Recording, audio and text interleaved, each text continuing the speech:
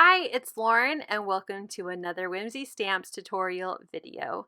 Today I'm sharing with you how I created my own under the sea scene using the brand new Fintastic 4x6 clear stamp. I absolutely love this brand new stamp set. Can we talk about how amazing these mermaids are? I absolutely love how cute and adorable they are, and they're adorable little critters with them. We have a crab, some starfish, and a couple fish. I went ahead and fussy cut these out, and I also used my brother's scan and cut to help. I also trimmed out all of my sentiments so I have everything ready to layer onto my card once I'm done with my background. I am using my Slimline card builder die, and I'm going to cut 2 pieces of mixed media paper. I'm going to be distressing and using some water and kind of torturing my paper a bit, so I wanted to make sure it could really hold up. Also wanted to make sure that my mermaids were going to fit and I had a good size, and I went ahead and cut 2 pieces out and trimmed one of them down using the new Slimline Wavy dies that were also just released today. I'm going to be coloring in this wavy piece to be the sand of my ocean. So I'm starting off with tea dye. I think this is such a great sandy color, but I also wanted to add vintage photo just to add a little bit of depth and kind of dimension to this piece, really to just kind of step it up. I think it looks great as is, but adding a little bit of a darker color as like a shadow really adds a lot of depth to your card and makes your scene come to life. So I'm just going along the bottom here, and I'm using a post-it note to help keep my fingers from getting too much into the ink and getting fingerprints everywhere. I've done it before, and especially in places where I don't want them to be, so it's just a nice easy way to make sure I keep my fingers clean and keep my card looking nice. I went ahead and used my distress spray to add a little bit of texture to my sand, and then I'm bringing out Walnut stain as a darker brown color, and I just smushed that onto a piece of plastic and applied my water from my sprayer and just using any type of paintbrush and splattering right onto this piece. Once I'm happy with my splatter, I'm going to go ahead and set this piece aside to dry, and we're going to work on now the water part of our ocean scene. So let me go ahead and make sure I flick off as much ink as I possibly can, as we are not wasteful here in my craft room. And once I've cleaned everything off, we're moving on to the water. I'm starting off with Salty Ocean, mostly because this is going to be an ocean scene, but I think this color just truly lives up to the name. It is a beautiful color for creating water and oceany scenes.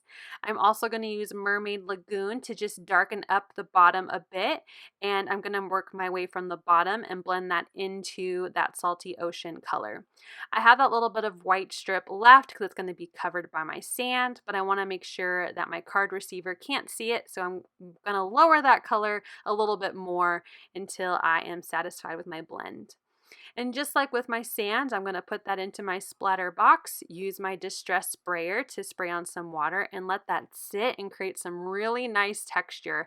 I think it looks like bubbles or just some air pockets, which I guess is a bubble. So bubbles in my water.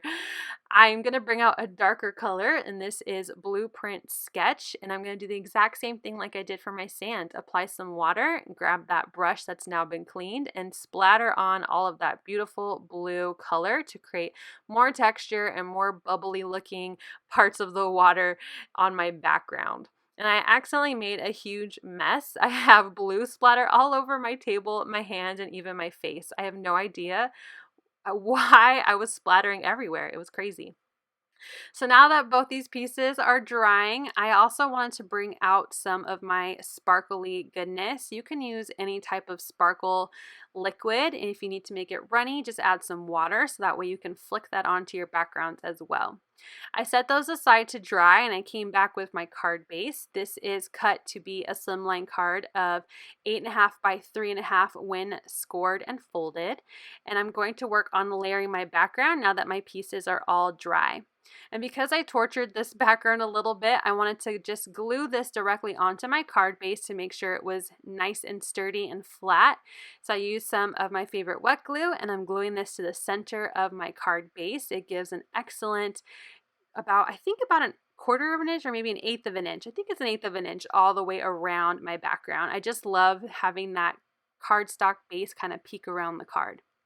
For my sandy part, I wanted to pop it up with some dimensions, so I'm using some foam adhesive that comes in a roll and just placing that on to my sand. I did 2 layers to make sure it was nice and sturdy, as I'm going to be using it to glue some of my under the sea creatures like my mermaids against this sandy part. So once that is all adhered down, I'm going to work on layering all of my pieces. I start with my 2 largest ones here, the mermaids, and they are going to be on the sides. I think this little starfish in the bubble is so cute, and I love that the mermaid has her finger pointed like she's going to pop it. I have 2 little fish cut out and my sentiment, as well as 1 more starfish. I decided to kind of fussy cut around my sentiment as it looked a little too big and bold on that white rectangle, and I thought this would just kind of help blend it into the scene a little more. And I will end up centering that to the bottom of my card and using my grid mat to help with that.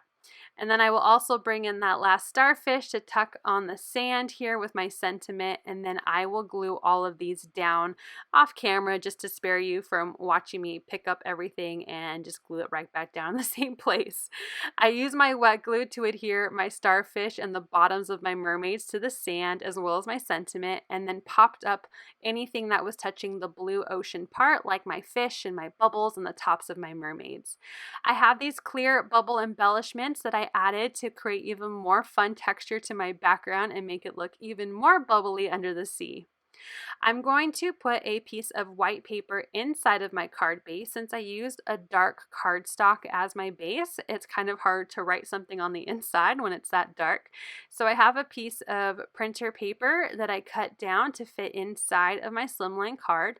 I'm just using some tape adhesive here, and then I will glue that to the center on the inside of my card. And this has a 1/4 inch border all the way around it. I'm going to take that thanks sentiment that I already stamped, and I'm just going to glue that right to the center inside of my card base, again using my grid mat just to help me with centering. And then I'm going to use some wet glue to glue in that adorable little extra crab I had inside. And here is my final card. I hope you learned something new and that you try creating your own under the sea cards using your inks and this brand new Fintastic stamp set. If you'd like to see everything I used, you can click down below in my description for links to all of my supplies. Thank you so much for watching. We hope you'll join us over on our Facebook group for more inspiration, and have a wonderful day.